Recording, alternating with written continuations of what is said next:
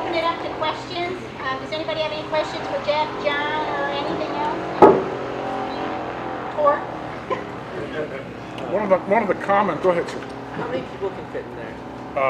In a combat role, we're gonna have 6 packs today and 4 crew members. They always flew with 4 crew members: pilot, co-pilot, crew chief, gunner on the other side.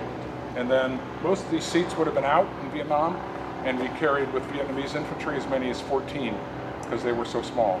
Americans would have been more like 8 or 9. We lost one with 13, shot by a rocket. 4 Americans and 13 Vietnamese. When you get old, you can get maudlin. Anyway, yeah, about 14. So, I also want to make clear, we are not patriotic, knee-jerk, fucking flag-waving assholes. Most of these kind of things are. Everybody involved with this is anti-war. I came out of 2 tours in Vietnam. I had killed a lot of people, and I came back with a very anti-war feeling. But I still respect what we did, and none of what I did or what I saw around me, with some exceptions, was a war crime. But people behave badly in wars, and we need to understand that and not have them. So part of the history of this is to make people understand. Our unit went through 150 of these things in 4 years, a little over 4 years, to keep 28 operational at any given time. 150, 28 operational. That's what the losses are like. Luckily, the personnel losses were lower because these are very survivable, durable aircraft. So we lost 37 of our crew and pilots, and but hundreds and hundreds of Vietnamese infantry were killed with us in or around these things. So it's really cool to have you guys here because of the Vietnamese connection. How many of you are Vietnamese? Do we have any? We have 2 in the company. Yeah.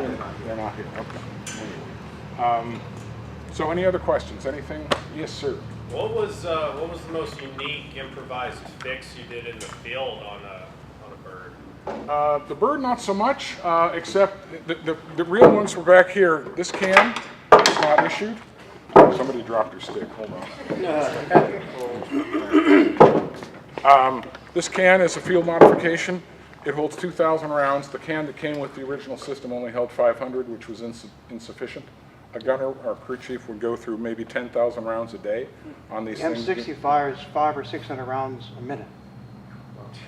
So, and then also you'll see over here, if you look, there's a sea ration can there that replaced the actual fluted guide that came with it, because that didn't work because of the wind.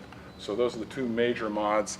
Other mods, flying with outdoors, things like that. But otherwise, the aircraft were pretty much maintained as they were issued. Yes? So were there rockets on this as well? No. Ever? What John was talking about, this is the slick version, the troop carrier version. Gotcha. The gunship version we have pictures of, it's a shorter, just eliminate this gunner's well here. It's that much shorter. And instead of having the gunner and troops, it would have rockets, miniguns, machine guns. Different model. Bell's B model, C model. This is a DH model. I flew on a C model gunship. Later points also included on gunships. So it's a whole different configuration, different mission. So gunships were strictly gunships. That was their role. Whereas these guys were quote unquote utility aircraft. Anything from doing From a normal action person's trash, perspective, it looks- resupply. The only difference from a civilian's perspective would be is that it would have a pod mounted on the side of the helicopter with rockets and machine guns, or some variant of that. Whereas the Slick didn't have the rocket pods and stuff, and that's why it was called Just Slick, M6. because it was slippery. And the guns weren't really there for like hunting people down, it was just to keep people down while the troops got off. So it wasn't like they were out. Yeah, sometimes yes. Sometimes yes. Yeah, That's a little but bit most of the Pollyanna. time. It was both. Yes, here, there. You say that you flew without the doors? The door, yeah, this is the way we're going to be flying today. The doors will be open just like this. How does that work? What do you do? Well, everybody is going to be, by FAA regulations, strapped in No, civilian. I mean like even in the Vietnam They would sit often with their legs on the edge and just sit. The reality is when you're maneuvering in it, the G forces maintain themselves. So when you're in a turn, there are positive G's keeping you in the aircraft. So it's not as dangerous Do you as you stand for think. gravity? Yeah, I'm sorry, gravity, yes. Yes. So there are forces that are keeping you inside the Right, aircraft. yeah, it's harder to fall out of it than you think. I never wore a seatbelt. I got shot down the first couple of weeks I was there, almost died because I was seatbelted. Never wore a seatbelt again. I got caught in it and almost drowned and burned at the same time. It was lovely. So I said, fuck that, and I never wore it again. Oh, excuse me, I said, shoot. I'll never do that again. I'm sorry I didn't notice the children. Anyway, yes. Huey, what does that stand for again? Does it stand for anything? It comes after, it was originally called the HU-1A. Yeah. So Hugh, that was a bastard, that was a colloquialization of Huey for that.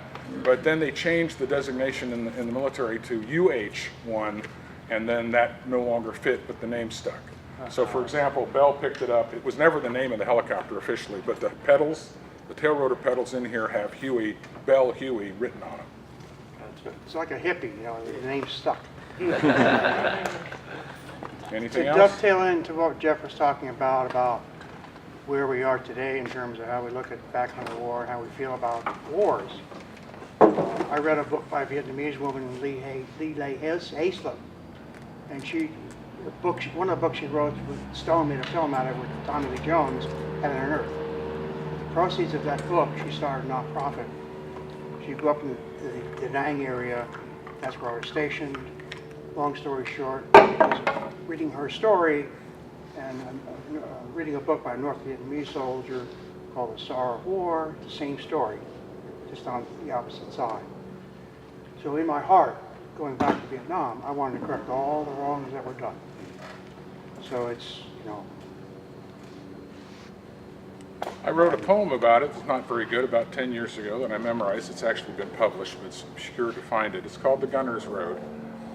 Some called it the helicopter war, but it was just another war. At the sharp end, like our forefathers in all too many wars before, we felt the sting of death and the annihilation of our mother's hope, that hope we had so secretly shared. After I wasted a VC Madonna and child, when sucking chests and shattered limbs no longer seemed obscene, it was easy to accept that I should be wasted too, in some desperate combat assault or doomed medevac, sacrificed like flowers on Memorial Day in those marble gardens dedicated to what we can do for our country. But I lived. Back in the world, I have often dreamed of all my dead friends and victims, riding peacefully together in my Huey down the endless road home. As the rotor blades strain noisily against my own mortality, they cry out to me, why can't we live? Only late in life, when I finally awoke, did I understand why they could not, for mankind cannot see the road. That's what I think about wars. I told you it wasn't very good, but it's from the heart. And so you understand what the world means? In Vietnam, we talked about going back to the world. Yeah, going back in the world means coming back home. And when we got back home, the world was not the world we knew. We done enough of this junk? Can we eat? We got all this good food for these people, and I haven't anything to eat. Ready? Safety briefing for the people that are flying. Can we have the passengers over here for the safety briefing? Everybody else, let's eat. It's good barbecue. It's donated. A lovely man donates it to us, so we don't have to pay for it. It's really good. So please, have some. Battery tied, Jeff?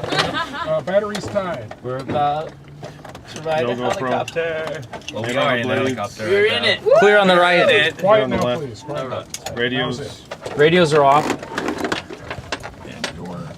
accessories, Accessories are off. landing and searchlights, Landing searchlights are off. governor, Governor's in the auto position. battery switch, Battery switch is coming on. Battery's on. fuel valve, Fuel valve's coming on. Okay. You got a fuel valve. main rotor lower RPM, you already got, starter generator, Start position. master caution panel, Function check. boost pumps. Boost pump's coming in. Boost in.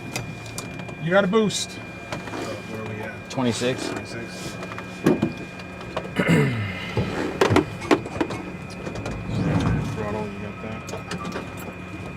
Throttles it. Ready when you are too. Thanks, Ace.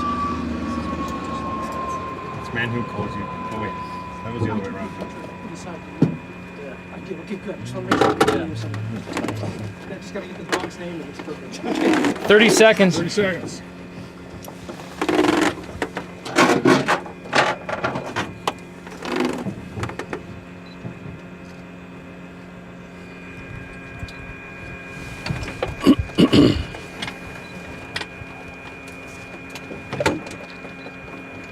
Ten seconds. Got it, 10. Horse it. Horse it. The other cycle. Coming on. Clear left. Clear right. You have good igniters. 15, 16.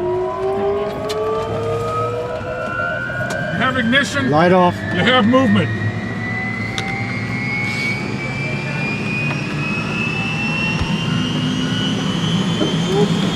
Hydraulic pressure. Is that? I said I got hydraulic pressure. Oh, I go out and I can't see it. I felt it.